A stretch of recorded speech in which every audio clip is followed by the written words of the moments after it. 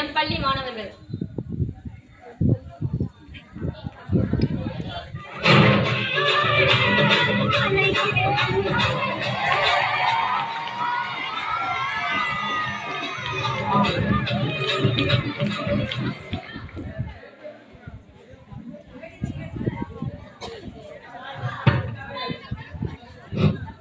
ராஜாதி ராஜன், ராஜ கம்பீரன், ராஜ குலதிலகன், ராஜ மார்த்தாண்டன் 12ஆம் வகுப்பில் படிப்பது போல் நடிக்கும் நம் அரசன் வரார் வரார் வரார். யார் நேரம் அவனை கூப்பிடுறது? சீக்கிரம் வாடா.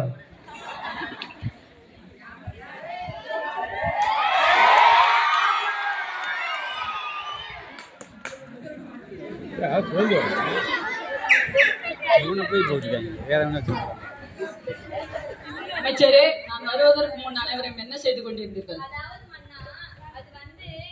நாங்கள் வருவதற்கு முன் நாங்கள் நடனமாடிக்கொண்டிருந்தோம். என்னை விட்டு நடனமா?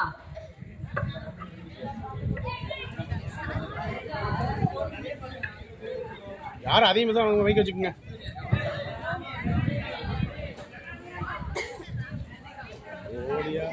ஏய்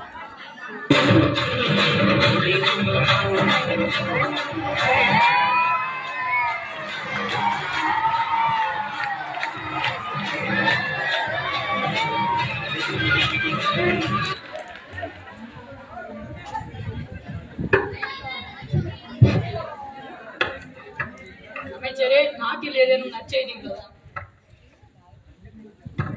இவன் கேட்டு என்ன பண்ண போறான்? ஒன்றுமில்லை மன்னா, மக்கள் அனைவரும் நலமாக உள்ளோம்.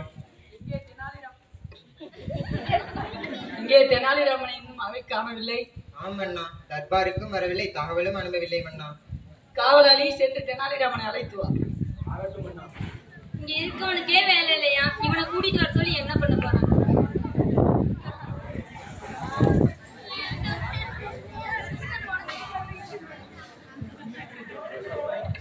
மன்னா, தெனாலிராமன் குழந்தை காலையிலிருந்து அழுது கொண்டிருக்கிறதாம். அந்த குழந்தை அழுகையை நிறுத்திவிட்டு வருவதாக கூறினான். என்னது? நான் அழைத்து வரவில்லையா? அவனை உடனே சென்று கூப்பிட்டு வா.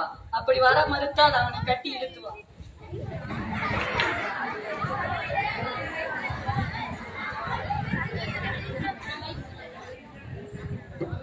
மன்னா மன்னா, என்னை மன்னியுங்கள் பிரபு. என்னுடைய குழந்தை காலையில் இருந்து அழுது கொண்டிருக்க அதை என்னால் சமாதானப்படுத்த முடியவில்லை. அதனால்தான் அவைக்கு வர எனக்கு தாமதமாகிவிட்டது. சொல்லாதே, உண்மையை கூறு.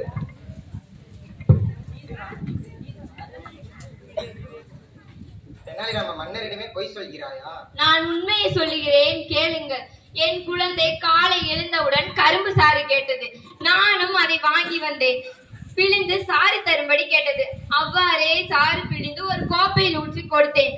கோப்பையில் இருக்கும் கரும்பு சாற்றை தரையில் கொட்டி தரையில் ஓடும் கரும்பு சாட்டை மீண்டும் கோப்பையில் வைக்க சொன்னால் என்னால் எப்படி முடியும் அண்ணா? என்னால் முடியாத காரியமாச்சே. ஏன் உலகத்தில் அறிவாளி என்று கூறிக்கொள்கிறாய்? உன்னால் ஒரு சிறு குழந்தையின் அருகே நிப்பாட்ட முடியவில்லையா? முடிந்தால் இந்த உலகத்திலேயே கடினமான செயல் என்றால் அது அழுகின்ற குழந்தையை சமாதானப்படுத்துவது மட்டுமே. நீங்கள் என்றைக்காவது அழுகின்ற குழந்தையை சமாதானம் செய்திருக்கிறீர்களா அண்ணா? என்ன ஆனா உனக்கு? மன்னனையே கேள்வி கேட்கிறாயா? நான் வேண்டுமானால் குழந்தையாக மாறி அழுகிறேன். நீங்கள் என்னை சமாதானப்படுத்துகிறீர்களா? சவாலுக்கு நான் ரெடி.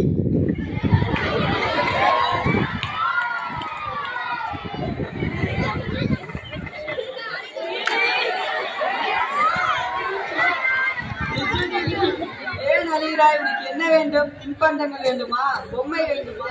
உனக்கு என்ன வேண்டும்? கேள்வி. எனக்கு இது வேண்டாம்.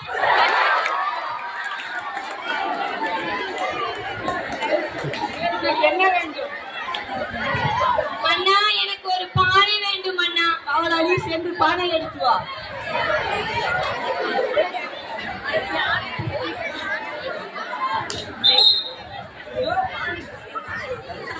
பானை வந்து என்ன செய்ய போகிறாய்? அண்ணா, இந்த பானைக்குள் இந்த அமைச்சரை போக சொல்லுங்கள். இந்த பானைக்குள் நானா? என்னால் போக முடியாது. இல்லை மன்னா, இவர் போய்தான் ஆக வேண்டும். இல்லை, இவர் போய்தான் ஆக வேண்டும். உனக்கு என்ன வேண்டும்? மன்னா, நான் வேணுமானால் பாட்டு பாடி இந்த குழந்தையின் சமாதானத்தை அமுத்தவா? உருளைக்கிழங்கு செல்ல குட்டி கத்திரிக்காய் குண்டையில தூங்க போச்சு. பாடுவான்னு தெரிஞ்சுதான் ஓடி போச்சு. இந்த குழந்தையின் அருகே எவராலும் நிப்பாட்ட முடியாதா? எனக்கு ஒரு வாய்ப்பு அதோ பார் காகம் இருக்கிறது. காகம்னா பறக்கதான் செய்யும். குழந்தை, உனக்கு எப்பெல்லாம் ஸ்கூல் லீவ் விடுவாங்க? அத போய் அங்க உட்கார்ந்து இருக்காங்களா ஹெச்எம் சார், அவங்கள்ட்ட போய் கேளுங்கடா. எனக்கு பிடிக்காத படிப்பு என்ன சொல்றாய்? அத போய் அந்த எழுகிட்டே கேளுங்கடா. அண்ணா, எனக்கு ஒரு வாய்ப்பு தாருங்கள். நான் வேண்டுமென்றால் உனக்கு நீச்சல் கத்து தரட்டுமா? தரையில் எப்படிதான் நீச்சல் கத்து தர முடியும் முட்டாள் காவலரே? உனக்கு என்ன வேண்டும் கூறு, அனைத்தையும் வாங்கி தருகிறேன். மன்னர் எவ்வளவு அழகாக குழந்தையை சமாதானப்படுத்துகிறார். ஆகா, ஓஹோ, அருமை அருமை. இருக்குங்களா சான்றாக்களா? இருங்க, குழந்தையின் அருகே நிப்பாட்ட முடியவில்லை பேசுகிறீர்கள் மண்குடிய அமைச்சர்களே. காவலாளி இங்கே வா.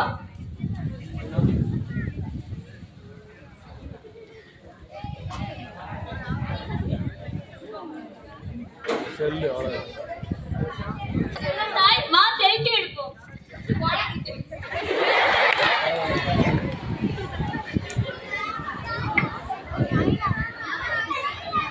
அண்ணா, இவ்வளவு நேரம் அழுது கொண்டிருந்த குழந்தை இப்பொழுது செல்போன் கொடுத்தவுடன் எவ்வளவு அழகாக சிரிக்கிறது பாருங்கள். தெனாலிராமா, உன் நடிப்பை நிறுத்து, மீண்டும் பழைய நிலைமைக்கு வா.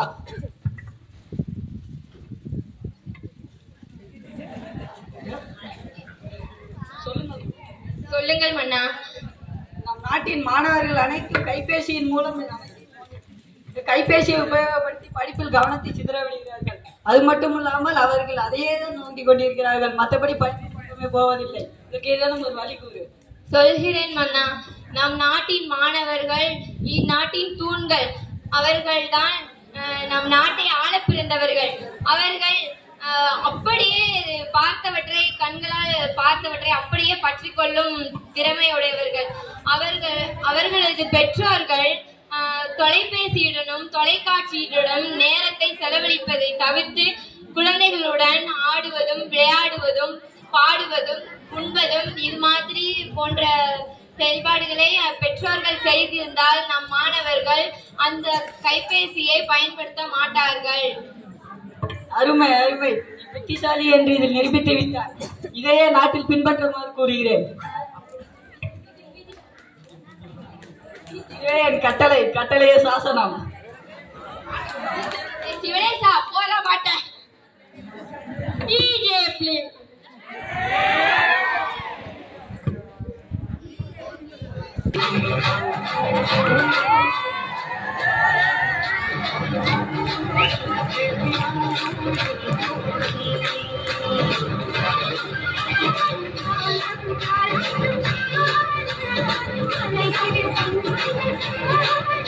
Thank you.